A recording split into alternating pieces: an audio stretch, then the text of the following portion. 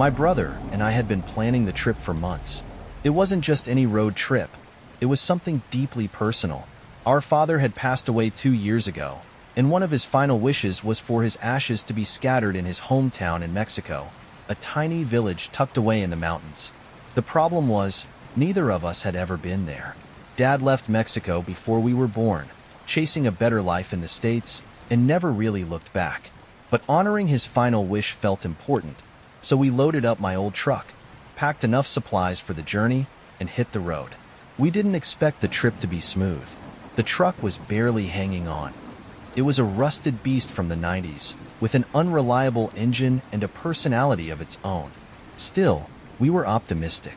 The thought of fulfilling Dad's last request kept our spirits high, but optimism only gets you so far. The first few days were uneventful. Miles of open highways, stops at fast food joints, and cheap motels that smelled faintly of mildew. We kept the mood light, laughing about old memories of Dad. He wasn't a perfect man, but he had a good heart, and his sense of humor was legendary. As we got closer to the border, the landscape began to change. The highways became narrower, and the towns we passed through seemed quieter, emptier. The last gas station we stopped at before crossing into Mexico felt like it was from another time. No card readers, just an old man behind the counter who barely spoke a word. The border crossing was easy enough. A few questions, a brief inspection, and we were on our way.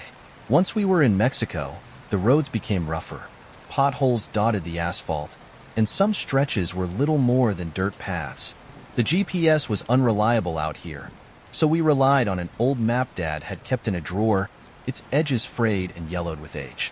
It was somewhere in the middle of nowhere that the truck decided to give up. The engine sputtered, coughed, and finally died. We rolled to a stop on a stretch of road, so desolate it felt like we'd driven off the edge of the world. There was nothing around us but endless desert and a sky that seemed too big, too empty. "Great," my brother muttered, slamming the dashboard.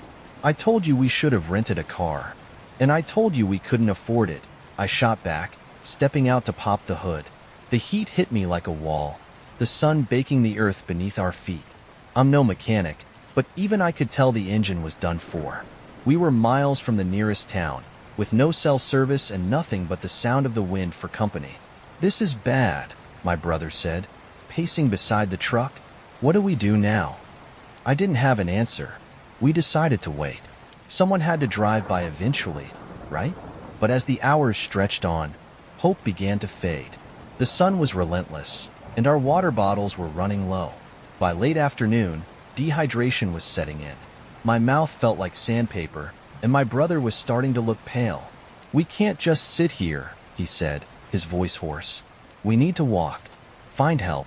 I hated the idea of leaving the truck, of leaving Dad's ashes, but what choice did we have? We grabbed what little water we had left, stuffed the map into my pocket, and started walking. The desert seemed endless. The horizon shimmered in the heat, and the ground beneath us cracked with every step. We walked for what felt like hours, but there was no sign of civilization, just the same barren landscape stretching in every direction. As the sun dipped lower in the sky, casting long shadows across the ground, we spotted something in the distance. At first, I thought it was a mirage, but as we got closer, it became clear. It was a small shack, barely standing, with a rusted tin roof and walls made of weathered wood. The door creaked open as we approached, and an old man stepped out. He was thin, with skin like leather and eyes that seemed to look straight through us. "You boys lost?" he asked in Spanish, his voice raspy but kind. "We broke down," I said, struggling to speak through my dry throat. "We need water. And a mechanic, if you know one." The old man nodded slowly. "Come inside. I'll see what I can do." The inside of the shack was cooler than I expected, though still stifling. The old man handed us a jug of water, and we drank greedily. He watched us in silence, his expression unreadable. "Where are you headed?" he asked finally. I explained about our dad, about his ashes and the village we were trying to find. As I spoke, the old man's expression softened. "You're close," he said, "but not close enough to walk. I'll take you." I hesitated. Something about him felt off, but we didn't have many options. "Why would you help us?" my brother asked, suspicious. The old man smiled faintly. Because I owe your father a favor. My blood ran cold. How do you know our father? I asked. The old man didn't answer. Instead, he stood in motion for us to follow him outside. Parked behind the shack was an ancient truck, older than ours and covered in dust. The old man climbed in and started the engine, which roared to life with surprising ease. Get in, he said. We exchanged a nervous glance, but climbed into the truck. The drive was silent, except for the rumble of the engine and the occasional creak of the truck's frame. The old man didn't speak, and neither did we. I couldn't shake the feeling that we were making a mistake. After what felt like an eternity, the old man stopped the truck at the edge of a village. This is it, he said. We stepped out, clutching Dad's ashes. When I turned to thank him, he was gone. The villagers welcomed us with open arms, as if they'd been expecting us. They guided us to a spot on the outskirts of the village, a peaceful clearing overlooking the mountains. As we scattered Dad's ashes, a strange sense of calm washed over me. It was as if he was there, watching us, proud that we had fulfilled his final wish. But I couldn't shake the memory of the old man. When I asked the villagers about him, they grew quiet. There hasn't been anyone living in that shack for years, one of them said. And when I described the old man, their faces paled. That sounds like Don Miguel, another villager said. He and your father were friends a long time ago, but Don Miguel died 20 years back. I felt a chill run down my spine. To this day, I don't know who or what helped us that day, but I'm grateful, because without him, we might not have made it out of the desert alive.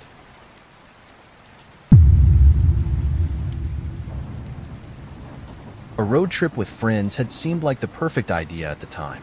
The open road, music blasting from the car speakers, and a loose plan to hit a few landmarks before finding random motels to crash at night.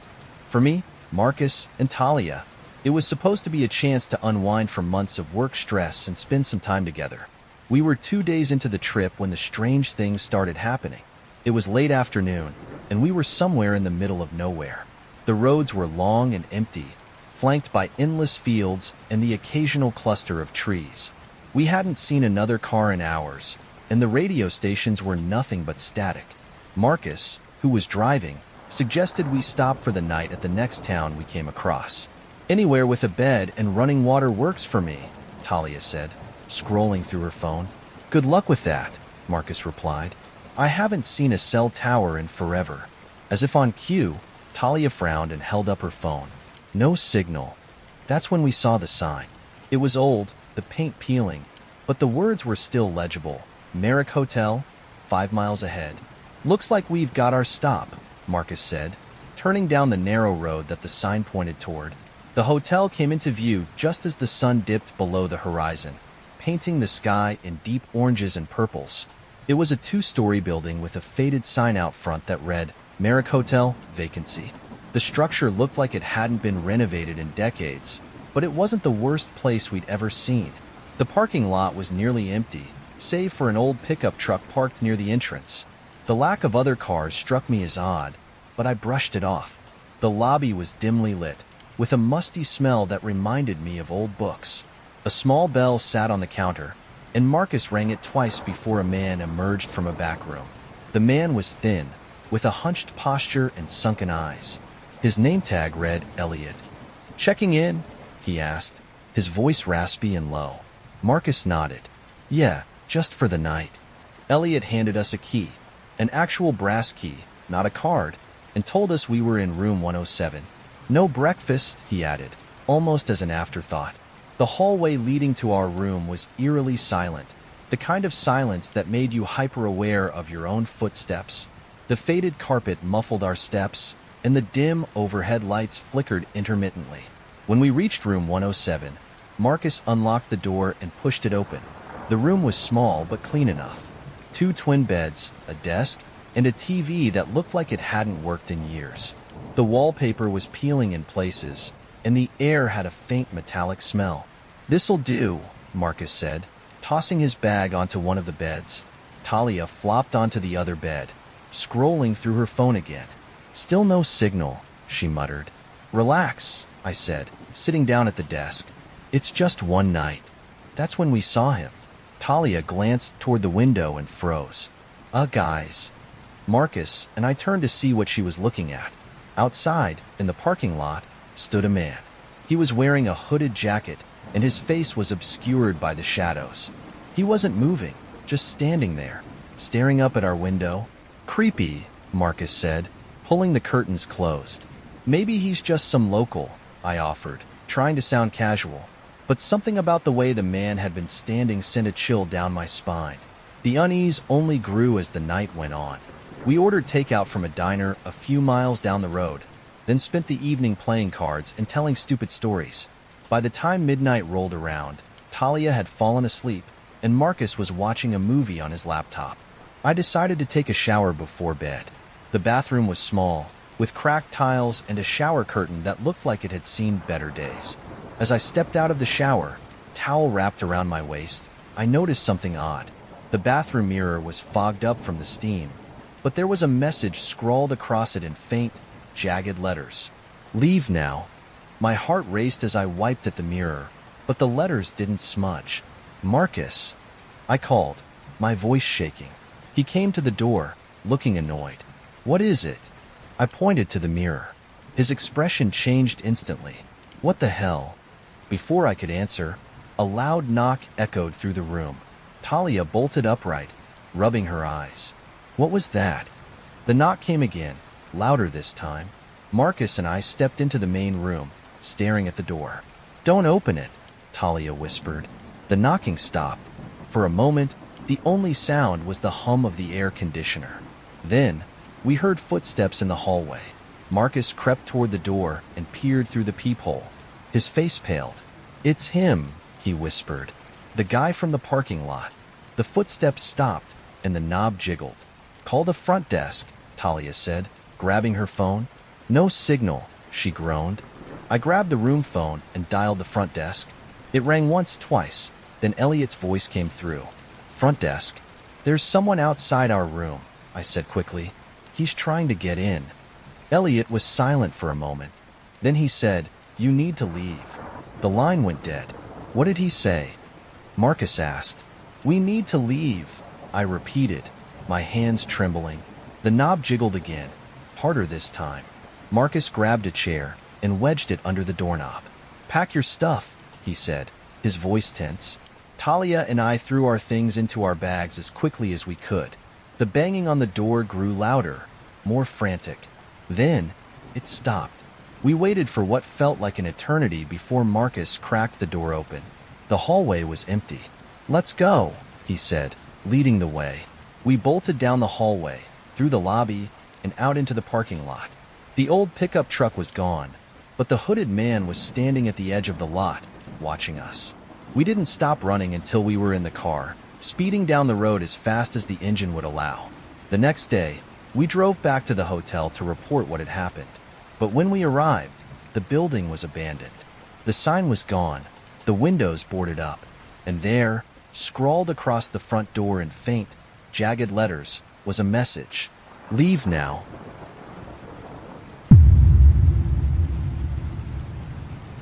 It was a quiet night, the kind where the road seemed to stretch endlessly into the void, illuminated only by the faint glow of the car's headlights. Liz and her boyfriend, James, had been driving for hours, heading home from a weekend trip to visit James's family. The clock on the dashboard read 1:47 a.m., and the world outside felt impossibly still. Liz leaned against the window, her breath fogging up the glass as she stared out into the darkness. The only sounds were the soft hum of the car engine and the occasional bump as they hit an uneven patch of road. I told you we should have stopped at that last motel, Liz murmured, her voice barely audible over the engine. James glanced at her, his hands steady on the wheel. We're fine. It's just another hour. Besides, you said you wanted to sleep in your own bed tonight. Liz sighed but didn't argue.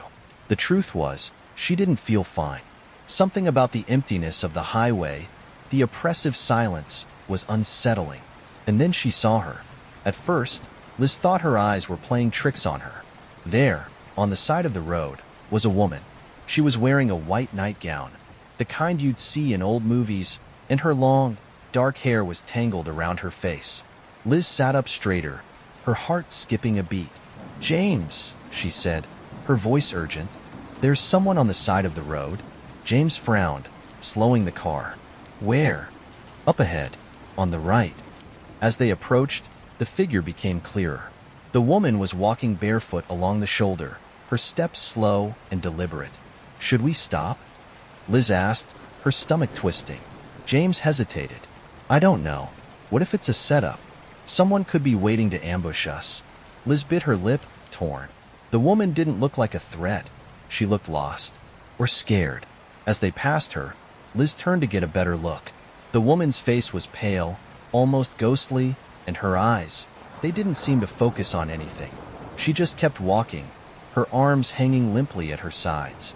They drove in silence for a few minutes, the tension in the car palpable. Liz couldn't shake the image of the woman. "She could be hurt," Liz said finally. James sighed. "Or it could have been a scam. People do weird things to get cars to stop." Liz opened her mouth to argue but froze. Because up ahead, in the distance, was the woman. Again, walking along the side of the road. "What the?" James muttered, slamming on the brakes. "It's her," Liz whispered, her voice trembling. "That's impossible. We didn't pass any turnoffs. How could she be ahead of us?" Liz didn't have an answer. James accelerated, passing the woman a second time.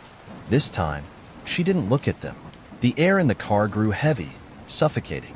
Liz could feel her pulse in her throat, her mind racing to make sense of what they'd seen. "Maybe we're just tired," James said, though his voice lacked conviction. Liz nodded, though she didn't believe it either. The minutes dragged on, each one feeling longer than the last. And then they saw her again. This time, she was standing in the middle of the road. James swerved, narrowly avoiding her as Liz screamed. The car skidded to a stop, the tires kicking up gravel. When James looked in the rearview mirror, the road was empty. "We're turning around," James said, his voice shaking. "No," Liz said quickly. "What if she's still there?" "Liz, I don't know what's going on, but I'm not driving any further down this road." Liz didn't argue. She didn't want to go back, but she didn't want to stay either. James put the car in reverse, his hands gripping the wheel tightly. As they backed up, the headlights illuminated the road behind them. And there she was, standing just a few feet away, her head tilted slightly, her eyes fixed on the car. James froze, his foot hovering over the brake. "Go," Liz whispered, her voice barely audible. James hit the gas, the tires screeching as the car shot forward. They didn't stop driving until they reached a gas station. It was small, run down, and bathed in the sickly yellow glow of fluorescent lights. But it felt like a lifeline. James parked the car and slumped against the steering wheel, his breath coming in short, ragged bursts. Liz stepped out, her legs shaking as she walked toward the building. The attendant, a middle-aged man with a tired expression, looked up as she entered. "You okay, miss?" he asked. Liz hesitated. "We saw someone on the road," she said. "A woman. She kept showing up." The attendant's expression darkened. "What road?" Liz told him, and he shook his head slowly. "You need to stay off that road at night," he said. "Why?" The man hesitated, as if choosing his words carefully.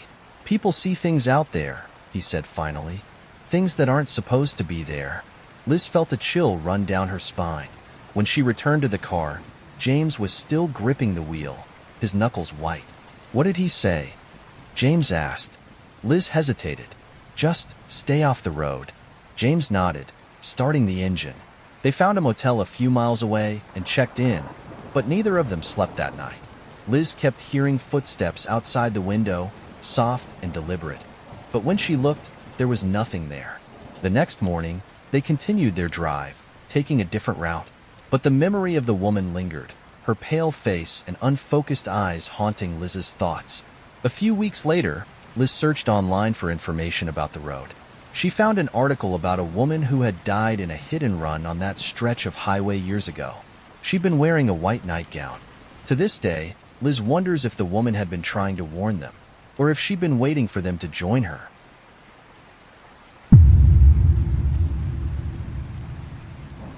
The drive home was supposed to be quiet, peaceful even.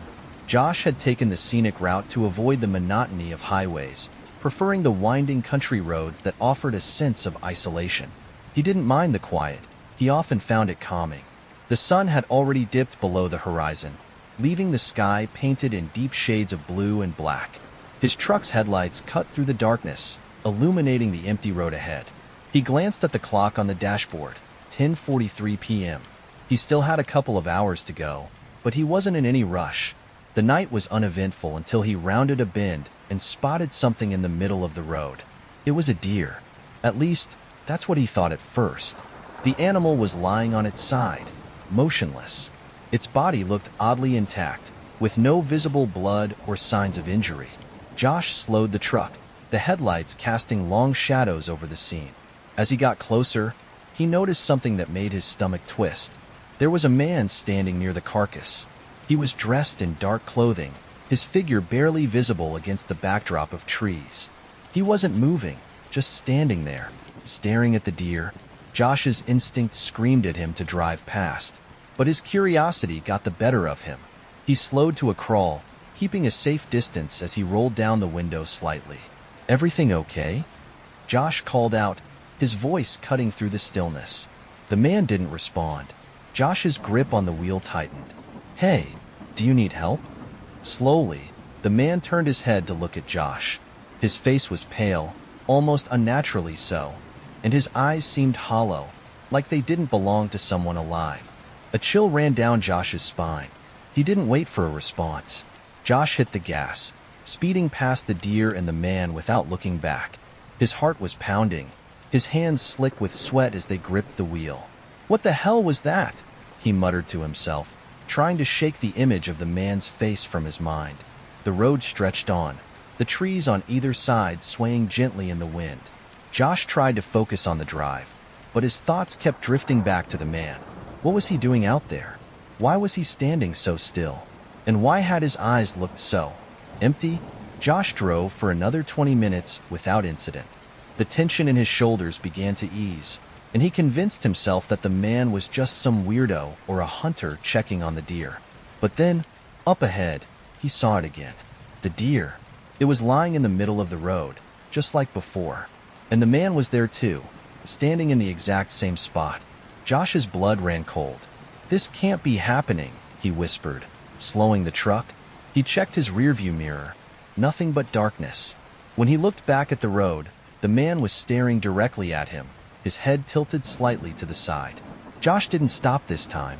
He swerved around the deer and sped off, his hands trembling as he gripped the wheel. The road felt endless now, the darkness pressing in on all sides. Josh glanced at his fuel gauge.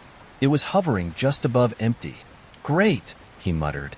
He needed to find a gas station, but there hadn't been one for miles. His GPS wasn't working out here, and his phone had no signal. Just as panic began to set in, he saw a faint glow in the distance. A gas station. Relief washed over him as he pulled into the lot. The station was small, with a single pump and a flickering neon sign that read, "Open." Josh parked the truck and stepped out, the cool night air hitting his face. The place was eerily quiet, with no other cars in sight. He went inside to pay, the bell above the door jingling as he entered. The attendant, an older man with a grizzled beard, looked up from behind the counter. "Filling up?" the man asked. Josh nodded, sliding a 20 across the counter. "Long drive?" the attendant asked, his tone casual. "Yeah," Josh replied, glancing around the empty store. "Saw some weird stuff on the road tonight." The attendant raised an eyebrow. "Weird how?" Josh hesitated. There was a deer, and a guy standing next to it. Saw them twice, in two different places. It didn't make sense. The attendant's expression darkened. "You're not the first to say that," he said quietly. Josh frowned. "What do you mean?" The attendant leaned forward, lowering his voice. "Folks around here talk about a man who shows up on this stretch of road, always near a dead deer. They say if you stop for him." He trailed off, shaking his head. Josh felt a chill creep up his spine. "What happens if you stop?" The man didn't answer. Josh hurried back to the truck, his nerves on edge. He filled the tank as quickly as possible, glancing over his shoulder every few seconds. The lot was empty, but he couldn't shake the feeling that he was being watched. As he finished pumping gas, he froze. There, at the edge of the lot, just beyond the reach of the lights, was the man. He was standing perfectly still, his face hidden in shadow. Josh didn't wait. He jumped into the truck and sped off, the tires screeching against the pavement. The drive felt like a blur after that. Josh kept checking his mirrors, half expecting the man to be following him. When he finally reached home, it was nearly 3 a.m. He parked the truck in the driveway and sat there for a moment, his hands still shaking. He didn't tell anyone about what had happened. Who would believe him? But a few nights later, as he was taking out the trash, he froze. There, at the end of his driveway, was a deer. It was lying on its side, just like before, and standing next to it was the man. Josh didn't move. He didn't breathe. And then, without a sound, the man turned and walked into the darkness, disappearing from view. Josh never drove that road again, but sometimes, late at night, he swears he hears footsteps outside his window.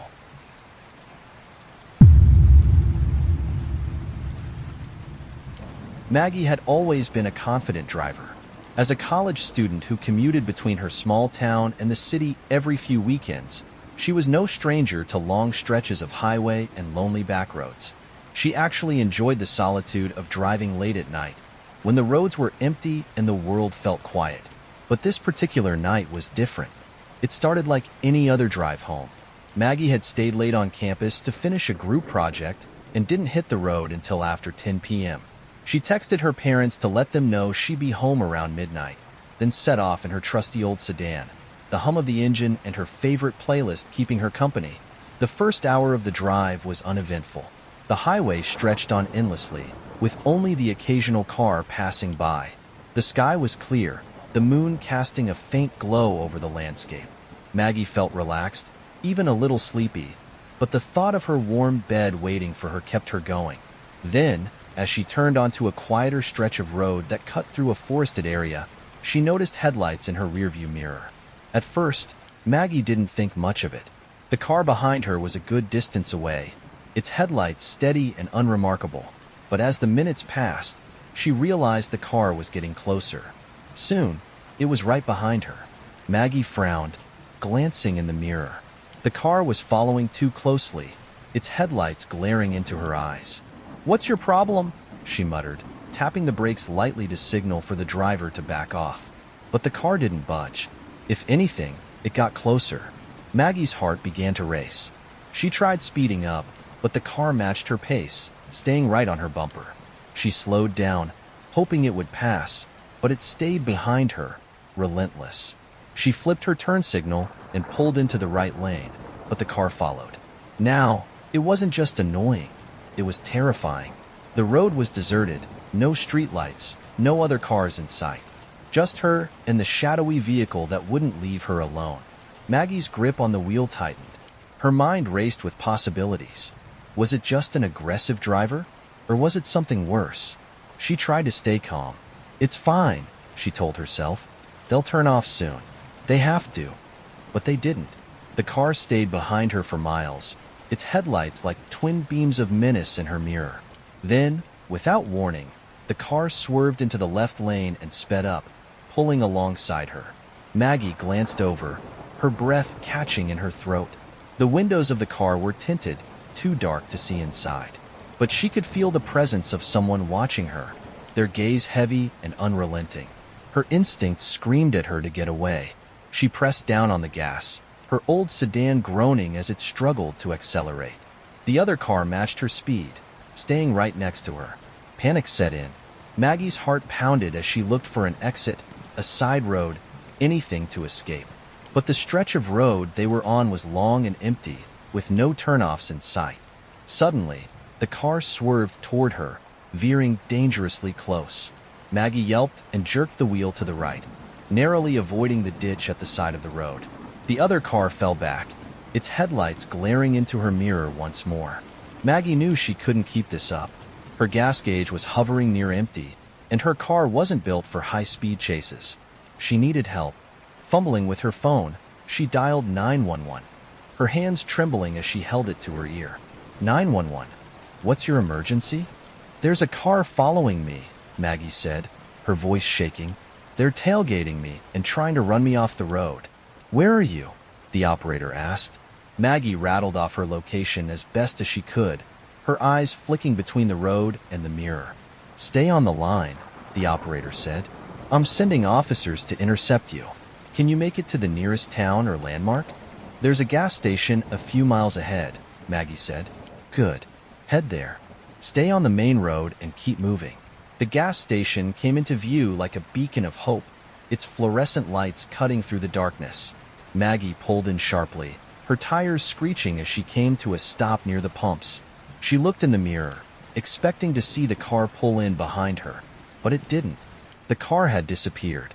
Maggie sat in her car, her hands still gripping the wheel, her breath coming in short gasps. The 911 operator stayed on the line, reassuring her that officers were on their way. A few minutes later, 2 police cars pulled into the lot, their red and blue lights flashing. Maggie stepped out of her car, her legs shaky, and explained everything to the officers. They listened carefully, nodding as she described the other car and its behavior. "We'll check the area," one of the officers said, "but you did the right thing coming here." The officers left to patrol the surrounding roads, and Maggie sat inside the gas station, trying to calm down. The attendant, a young guy with a kind smile, handed her a bottle of water. "Crazy night, huh?" he said.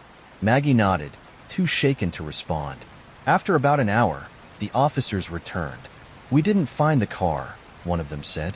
"No sign of it anywhere." Maggie felt a mix of relief and unease. "Do you think they'll come back?" she asked. The officer hesitated. "It's hard to say, but if they were targeting you specifically, they would have followed you here. My guess is they were just trying to scare you." Maggie wasn't convinced. She thanked the officers and got back into her car, deciding to wait until sunrise before finishing her drive home. But the experience stayed with her. For weeks, she couldn't shake the feeling of being watched. Every time she drove at night, she found herself glancing in the mirror, half expecting to see those headlights again. And sometimes, when she was alone on a dark stretch of road, she thought she saw a shadowy car in the distance, its headlights flickering like a ghost of that terrifying night. Maggie never drove that route alone again.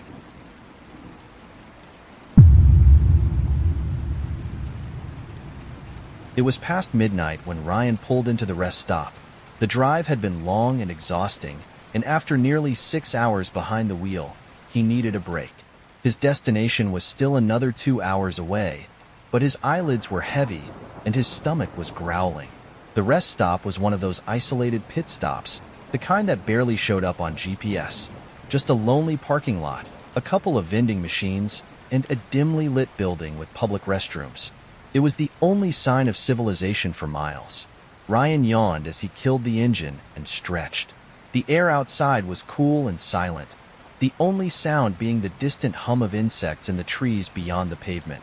He stepped out, rubbing his tired eyes. The fluorescent lights buzzing above the vending machines flickered slightly, giving the area a washed-out, almost dreamlike quality. That's when he saw him, a man standing by the vending machines. And he wasn't moving.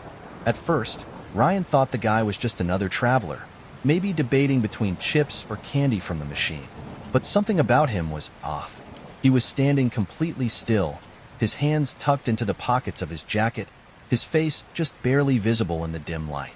Ryan hesitated. It wasn't unusual for people to stop here, but the way the man was just standing there, not even pretending to use the machine, made Ryan's skin crawl. Ryan cleared his throat. "Hey, man." No response. The man didn't even flinch. Ryan shifted uncomfortably. Maybe he didn't hear me? He took a step closer. "You good?" Still, the man didn't move. That's when Ryan realized something terrifying. The man wasn't looking at the vending machines. He was looking at Ryan. Ryan's breath caught in his throat. The man's eyes were locked onto him, staring with an intensity that sent a shiver down his spine. His face was expressionless, his posture unnaturally stiff. Ryan felt a deep instinctual fear, like something in his brain was screaming at him to get back in the car. But he refused to let paranoia get the best of him. Maybe he's just weird. Maybe he's drunk. Maybe he's waiting for someone. Ryan forced himself to ignore the unease and turned toward the vending machines. The buttons beeped loudly as he selected a bag of pretzels. The machine whirred, dropping his snack into the tray below. The whole time, Ryan could feel the man's eyes burning into his back. He didn't turn around, didn't say anything. He just grabbed the bag, shoved some coins into the drink machine, and waited for his soda to drop. But then, he heard footsteps. Slow, deliberate. The man was walking toward him. Ryan's pulse skyrocketed. He clenched his jaw, telling himself to stay calm. Maybe he just wants to ask something. Maybe he's leaving. He turned his head slightly, just enough to catch a glimpse of the man through his peripheral vision. He was still staring, still walking. And worst of all, he was smiling. It wasn't a friendly smile. It was too wide, too forced, like someone mimicking an expression they didn't quite understand. Ryan's instinct screamed at him to leave. He grabbed his soda and turned sharply.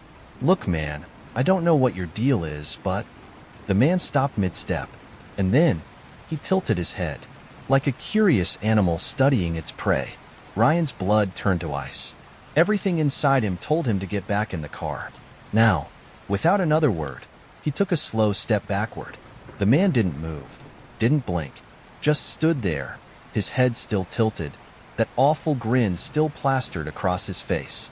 Ryan took another step back, then another, and then the man lunged forward. Ryan spun and ran. His heart slammed against his ribs, adrenaline flooding his veins. He fumbled with his car door, nearly dropping his keys as he unlocked it. He threw himself inside and slammed the door shut, his hands shaking as he jammed the key into the ignition. The engine roared to life. Ryan's eyes flicked up to the windshield. The man was standing directly in front of the car. His smile was gone now, and for the first time, Ryan saw his eyes clearly. They were completely black. No whites, no pupils, just endless, hollow darkness. Ryan's breath hitched. The man didn't move, didn't blink, didn't even seem human. Ryan threw the car into reverse, tires screeching as he backed away from the vending machines. But as he turned the wheel, preparing to peel out of the parking lot, the man was suddenly at his driver's side window. Ryan's stomach dropped. How had he moved so fast? His face was inches from the glass, those black eyes boring into him. And then, he knocked. Soft, rhythmic, like he had all the time in the world. Ryan didn't wait. He slammed his foot on the gas, tires screeching as he sped out of the rest stop. His hands were white-knuckled on the wheel, his breath coming in ragged gasps. In the rearview mirror, the man stood in the parking lot, his unnatural grin returning. Then, he waved, like they were old friends parting ways. Ryan didn't stop driving for over an hour. When he finally pulled into a gas station in the next town, his hands were still shaking. He told the attendant what had happened, expecting a laugh, maybe even concern. But instead, the man's face darkened. "You saw him?" the attendant asked quietly. Ryan's skin prickled. "You know about him?" The attendant nodded slowly. "You're lucky. Most people don't get away." Ryan swallowed hard. What is he?" The attendant hesitated. Then he leaned forward and whispered, "No one knows. But if you see him once, he comes back." Ryan never took that highway again. But sometimes, late at night, when he stops at a gas station or rest stop, he feels it. That familiar stare. And once, while filling up his tank, his phone buzzed with a text from an unknown number. He opened it, his stomach twisting into knots. It was a photo, a blurry, grainy shot of a vending machine, and in the reflection of the glass, that same awful grin.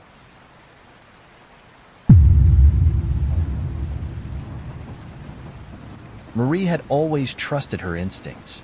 As a solo traveler, she had spent years navigating highways, dodging sketchy motels, and avoiding places that gave her a bad feeling. But that night, exhaustion got the best of her.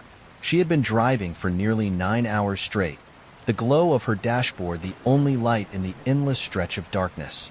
The road was empty, save for the occasional semi-truck roaring past in the opposite direction.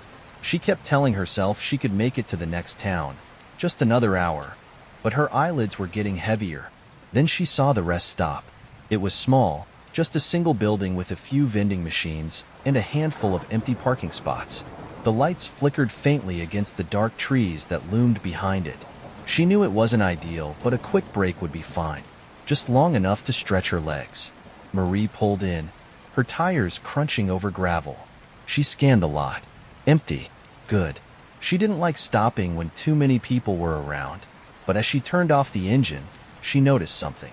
A car was parked at the far end of the lot. No lights on, no signs of movement, just sitting there. Marie's stomach twisted slightly. Maybe someone else had the same idea. Maybe they were sleeping. She shook it off, stepping out into the cool night air. The wind rustled the trees, filling the silence with a low whisper. She took a deep breath, rolling her shoulders. 5 minutes. That's it. She headed toward the restroom, her footsteps echoing against the cracked pavement. The building looked old, the fluorescent lights inside buzzing faintly. The door creaked as she pushed it open, and the air inside was cold, colder than it should have been. There were only 2 stalls, both doors slightly ajar. The sinks were rusted, the mirror smeared with something she didn't want to think about. She stepped inside, letting the door swing shut behind her. Silence. Then, a soft creak, like a footstep. Marie froze. She glanced at the stalls again. Empty. She was alone, right? Marie shook off the unease, chalking it up to nerves. She did her business quickly, washing her hands while keeping an eye on the mirror. As she dried them, something changed. She couldn't explain it, just a feeling. Like the air had shifted. Like someone was behind her. She turned slowly. Nothing. Just the empty stalls and the flickering light overhead. Still, the unease didn't leave. Her instincts, the same ones that had kept her safe all these years, were screaming at her to go. She grabbed her bag and pushed out the door, and stopped cold. The car that had been parked at the edge of the lot? It was closer now. It had been at least 50 feet away when she arrived. Now it was maybe 20. She hadn't heard it move, hadn't heard an engine, but it was definitely closer. Her heart pounded. No, this isn't happening. Maybe she was just imagining it. Maybe she was so tired she had misjudged the distance. She hurried toward her own car, keys clenched tight in her fist. The moment she unlocked the door, she heard it. Another car door opening. From the other vehicle. Marie's pulse skyrocketed. She didn't look back, didn't breathe. She threw herself into the driver's seat, slamming the door shut and jamming the key into the ignition. As she started the engine, she risked a glance at the rearview mirror. The car's driver's side door was wide open, and standing beside it was a man. Tall, thin, his face just barely visible under the dim rest stoplights. He wasn't moving, just standing there, watching her. A slow, creeping smile stretched across his face. Marie's blood turned to ice. Her tires screeched as she peeled out of the lot, gravel kicking up behind her. She didn't dare look back again. Her hands white-knuckled the wheel, her breath coming in short gasps. She kept checking the mirrors, expecting to see headlights following her. But the road was empty. Had he just let her go? Or had that been his plan? She didn't know. She didn't want to know. She just drove. She reached a truck stop an hour later, pulling in next to a row of semis. Her whole body was trembling as she sat there, trying to process what had just happened. She grabbed her phone, finally checking it. No signal at the rest stop had left her completely cut off. Now, though, it worked. She called the police, told them everything. An officer arrived 30 minutes later. Marie explained everything, describing the man, the car, how it had moved closer without a sound. The officer nodded grimly. "You're lucky," he said. Marie swallowed. "Lucky?" The officer sighed. "We've had reports before. Women stopping there, seeing someone watching them. Some of them made it out. Others..." Marie didn't need him to finish. She never drove that route again. And every time she sees a car parked alone at a rest stop, she wonders if it's him. Still waiting. Still watching.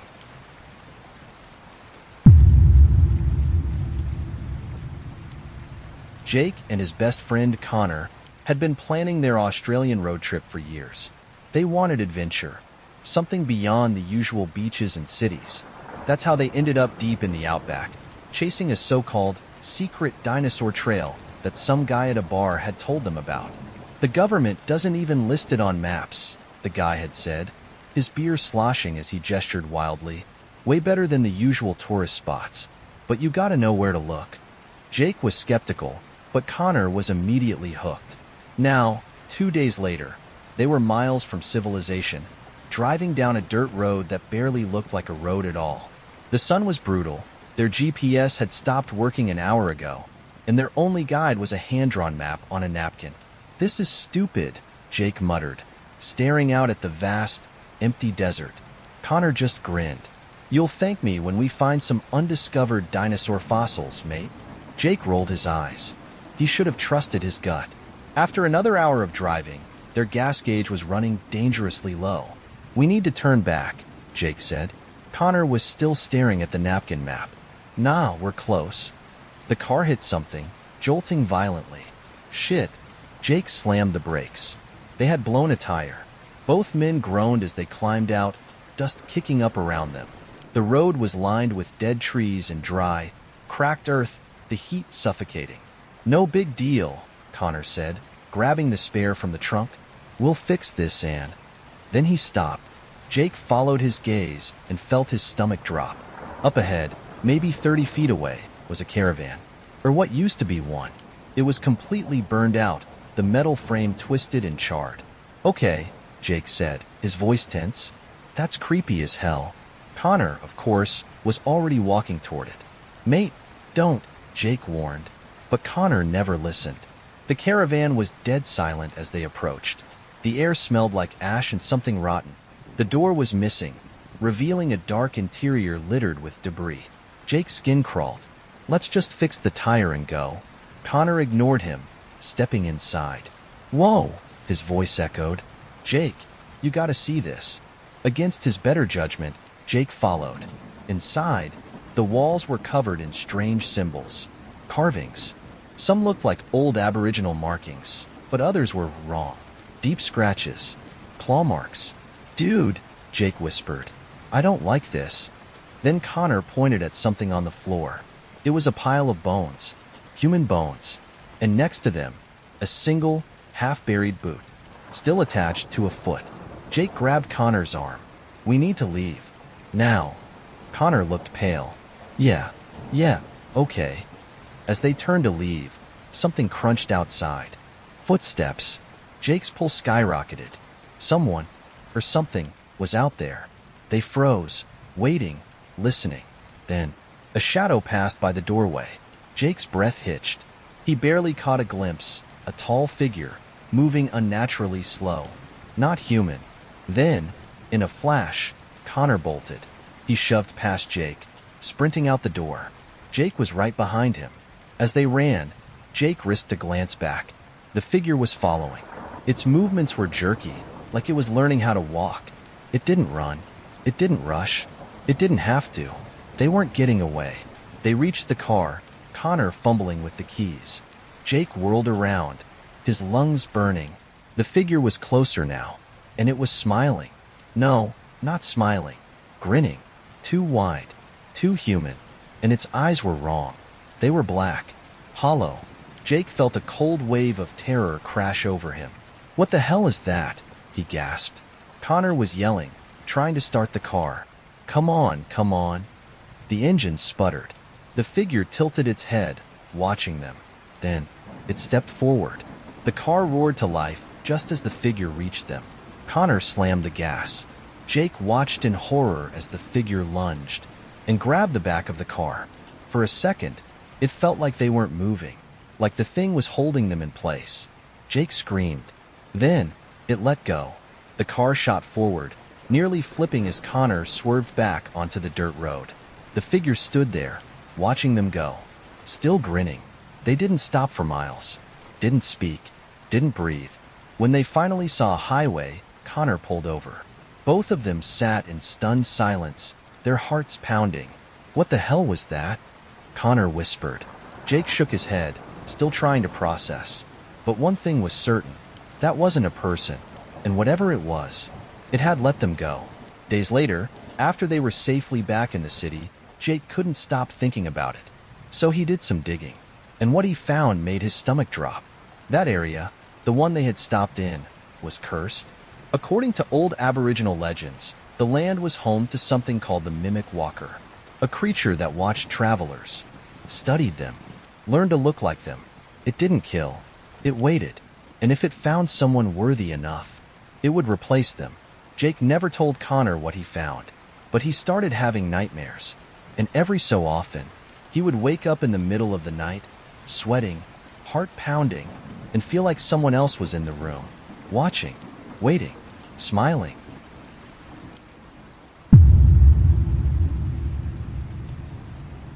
It was past midnight when Ethan first saw her.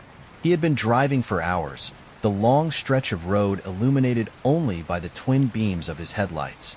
It was one of those deserted highways that cut through the countryside, with no streetlights, no gas stations, just endless miles of black asphalt surrounded by open fields. Ethan was used to driving at night. He found it peaceful, even soothing.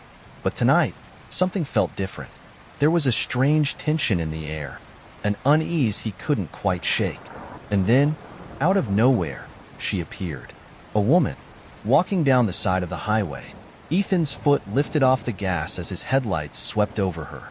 She was barefoot, wearing nothing but a thin white nightgown that billowed slightly in the cold night breeze.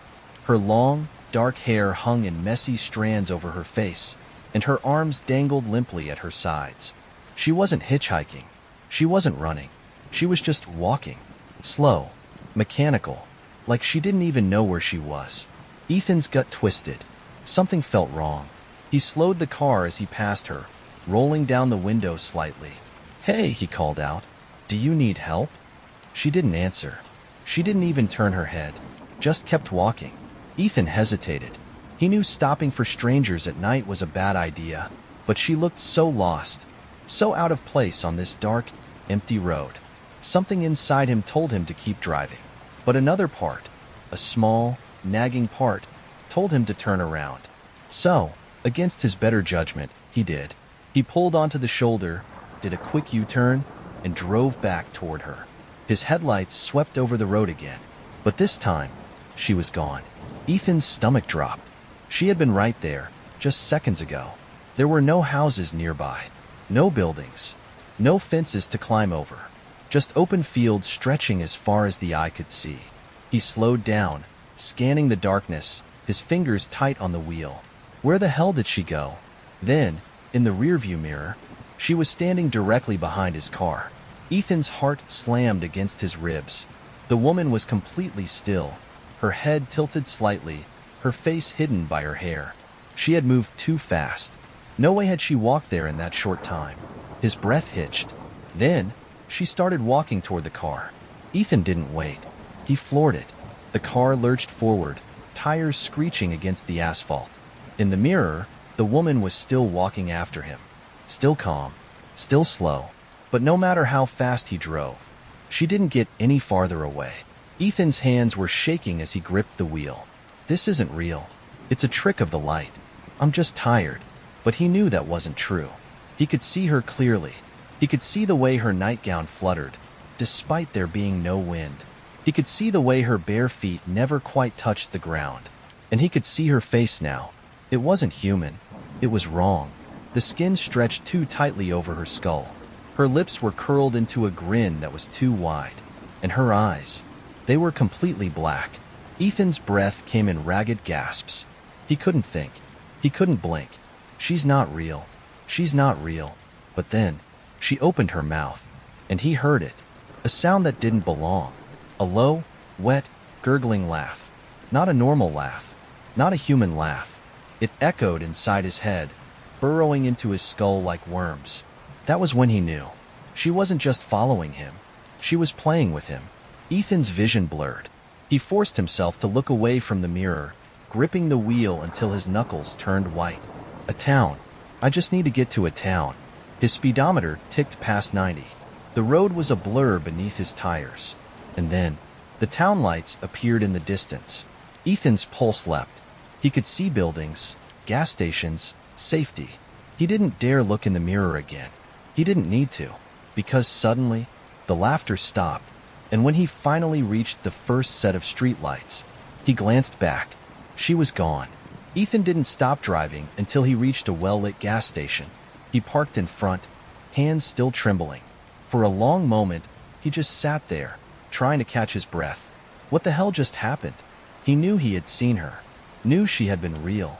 He climbed out of the car, the bright lights of the station a comforting shield against the dark. Inside, he grabbed a bottle of water, his fingers still shaking as he set it on the counter. The cashier, an older man with tired eyes, looked at him. "Long drive?" he asked. Ethan exhaled sharply. "You could say that." The man nodded. "Came down Highway 49, didn't you?" Ethan froze. How did you know?" The cashier sighed, rubbing his jaw. "Because you're not the first." Ethan's skin crawled. "What do you mean?" The man hesitated. Then, in a low voice, he said, "People see her sometimes. Always on that stretch of road. Walking." Ethan swallowed. "Who is she?" The man shook his head. "No one knows. Some say she was a girl who got hit by a truck decades ago. Others say she's something older. Something that was never human." Ethan felt his stomach twist. The man's voice dropped even lower. "But here's the thing," he said. "She only follows the one she likes."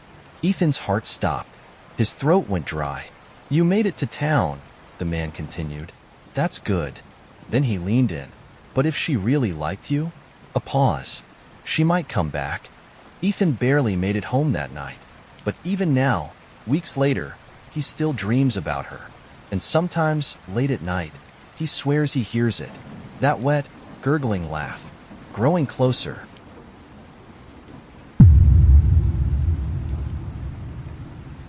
Elliot had been driving for hours. The highway stretched endlessly into the darkness, lit only by his high beams and the occasional flickering road sign. He was exhausted, but the thought of pulling over to sleep in his car didn't sit right with him. He needed a real bed. That's why he didn't think twice when he saw a battered old sign on the side of the road.